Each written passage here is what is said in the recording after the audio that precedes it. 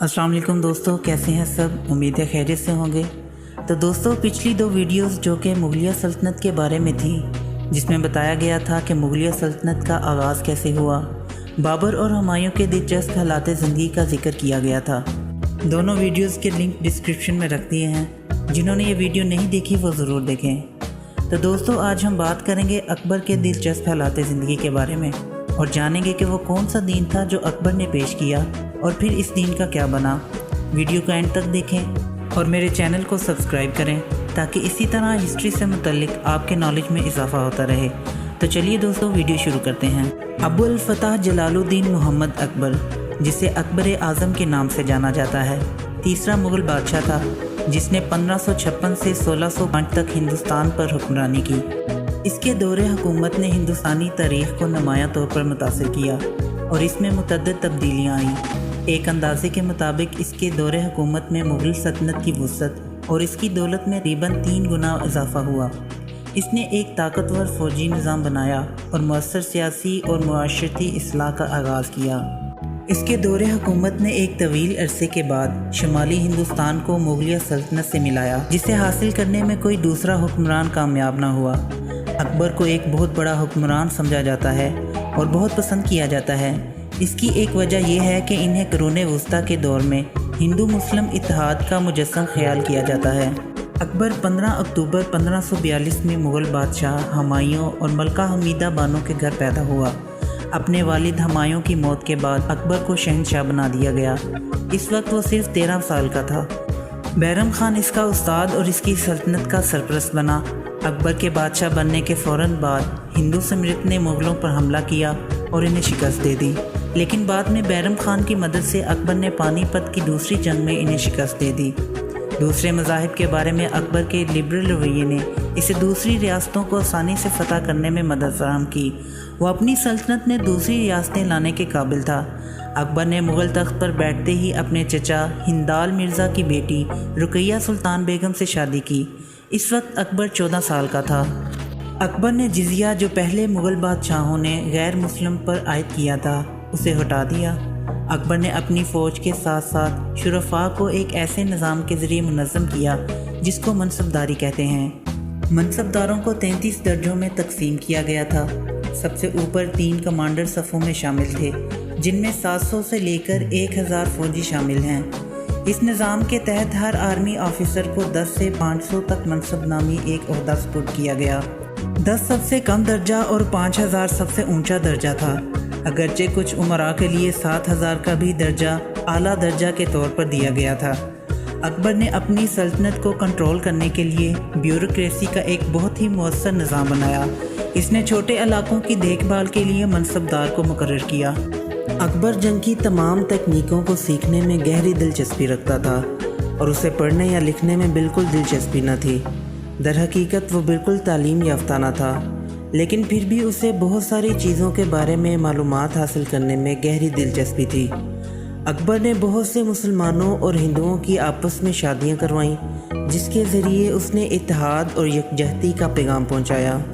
अकबर को शिकार खेलने का बहुत शौक़ था और इसमें काफ़ी महारत भी रखता था। इसके शिकार के वक्त सिर्फ इसके वफ़ादार इसके साथ होते थे और अक्सर औक़ात अकबर तन्हा शिकार को चला जाता। कहा जाता है कि अकबर दिन में सिर्फ 4.5 घंटे सोता था, रात को 3 घंटे और बकिया वक्त दोपहर में आराम करता था। वो अपनी कीमती ज़िंदगी को नींद में ज़ाया नहीं करना चाहता था। अकबर ने अपनी हुक्मरानी में मैरिज रजिस्ट्रेशन को लाजमी करार दिया और शादी के लिए लड़की की कम से कम उम्र 14 और लड़के की 16 लाजमी थी। अकबर ने कज़न्स की शादियों और बच्चों की शादियों पर पाबंदी लगाई। अकबर ने सती पर भी पाबंदी आयद कर दी। सती हिंदुओं की एक रस्म जिसमें अगर औरत का खावंद मर जाता तो औरत को भी जिंदा जला देते।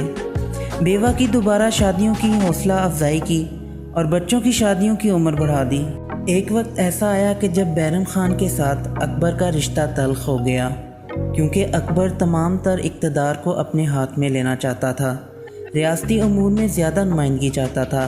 दोनों के दरमियान तनाव इतना बढ़ गया था कि अकबर ने बैरम खान की तमाम खिदमात को मुस्तरद कर दिया। इसके बाद बैरम खान बागी हो गया और उसे मुग़ल फ़ौज ने पंजाब के करीब शिकस्त दी। अकबर ने इसे अपने जुर्म की वजह से माफ़ कर दिया اور شاہی عدالت میں شامل ہونے یا مکہ مکرمہ کا سفر آگے بڑھانے کا اختیار دیا۔ بیرم خان نے مؤخر الذکر کا انتخاب کیا، لیکن گجرات کے راستے میں ہی اسے قتل کر دیا گیا۔ 3 اکتوبر 1605 کو اکبر بیمار ہوا، جس سے پھر وہ کبھی صحتیاب نہ ہو سکا۔ اس کا انتقال 27 اکتوبر 1605 کو ہوا۔ اس کے بعد اسے آگرہ میں واقع اس کے مقبرے میں سپرد خاک کر دیا گیا۔ تو دوستو، اب ہم بات کریں گے اکبر کے پیش کردہ دین کے بارے میں۔ دین الہی مذہبی عقائد کا ایسا نظام تھا جسے مغل بادشاہ اکبر نے 1582 میں متعارف کروایا۔ اس کا خیال تھا کہ اسلام اور ہندوازم کو ایک ہی عقیدے میں جوڑے، بلکہ عیسائیت، زرتشت اور جین مت کے پہلوؤں کو بھی شامل کرے۔ اکبر مذہبی معاملات میں گہری دلچسپی رکھتا تھا۔ اس نے 1575 میں ایک اکیڈمی ایوان عبادت کی بنیاد رکھی، جہاں تمام بڑے عقائد کے نمائندے الہیات کے سوالات پر گفتگو کرنے کے لیے مل سکتے تھے۔ ان مباحثوں کو سنتے ہوئے اکبر نے یہ نتیجہ اخذ کیا کہ کسی بھی مذہب نے تمام سچائی کو نہیں لیا، اور اس کی بجائے ان مذاہب کو آپس میں مل جانا چاہیے۔ دین الہی نے اخلاقیات، تقوی اور شفقت پر زور دیا۔ صوفی اسلام کی طرح اس نے بھی خدا کی طلب کو روحانیت کی ایک اہم خصوصیت سمجھا، بالکل اسی طرح جیسے یہ کیتھولک مذہب کو ایک خوبی سمجھا، اور جین مت کی طرح اس نے بھی جانوروں کے قتل کی مذمت کی۔ جہاں تک اس کی رسومات کا تعلق ہے تو اس نے زردشت پسندی سے بہت زیادہ حصہ لیا۔ آگ اور سورج کو عبادت کی اشیاء بنائے۔ نئے مذہب میں کوئی صحیفہ نہیں تھا اور نہ کوئی پجاری، اور در حقیقت اس مذہب کے مٹھی بھر سے زیادہ کبھی پیروکار نہیں ہوئے، بلکہ بنیادی طور پر اکبر کے قریب ترین مشیر ہی تھے۔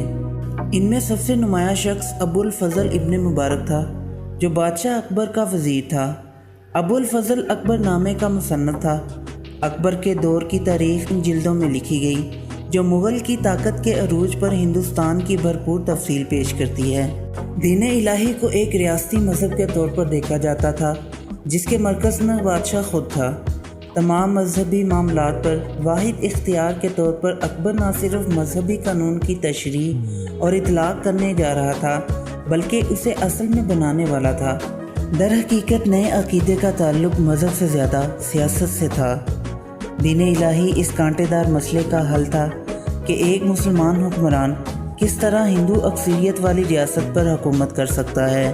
اس کے باوجود دین الہی کی بہت سے مسلمان علماء نے شدید مخالفت کی، جنہوں نے اسے بدعتی نظریہ قرار دیا۔ بعض افواہوں کے مطابق مسلمانوں کی اذان اللہ اکبر یعنی کی تشریح خود اکبر نے خدا اکبر ہے کے طور پر کی تھی۔ تو دوستو، یہ تھی آج کی ویڈیو پسند آئی ہو تو لائک کریں اور میرے یوٹیوب چینل کو ضرور سبسکرائب کریں۔ پھر ملتے ہیں ایک نئی ویڈیو کے ساتھ، تب تک کے لیے اجازت دیں۔ اللہ حافظ۔